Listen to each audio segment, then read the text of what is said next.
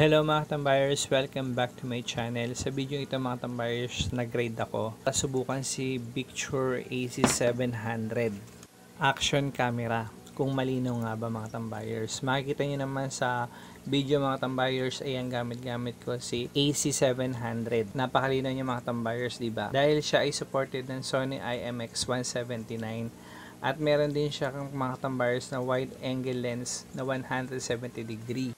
Sa murang halaga mga tambayers, meron ka ng action camera na malinaw.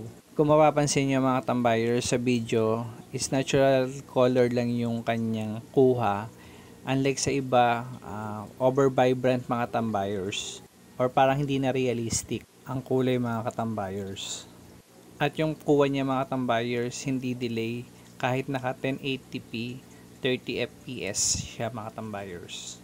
Sa memory card niya namang mga tambayers, kailangan ang gagamitin nating memory card is class 10 mga tambayers para hindi corrupted ang magiging kuha ng ating videos. At supported siya ng 8GB to 64GB na SD card mga katambayers. At ang battery niya mga tambayers is 1050 mAh.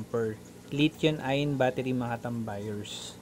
Charging time niya mga tambayers 3 hours. Ang charger na gagamitin natin mga tambayers, kailangan 5 volts 1 ampere. Pwede rin siya mag wifi connection mga katambayers gamit ang Android or iOS.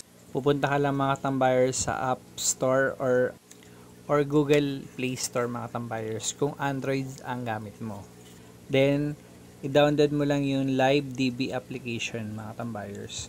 Sa pagde-delete naman mga tambayers ng mga tapos na nating mga video, press OK, then yung volume up, sabay po sila para ma-delete natin yung mga video mga na-edit na natin at na-upload na mga tambayers. Hanggang dito na lang mga tambayers ang aking video. Nawa mga tambayers, meron kayong kahit konting nalaman kay AC700 action camera. Don't forget to like, share, comment, and subscribe na rin mga tambayers para updated po kayo sa aking video ginagawa.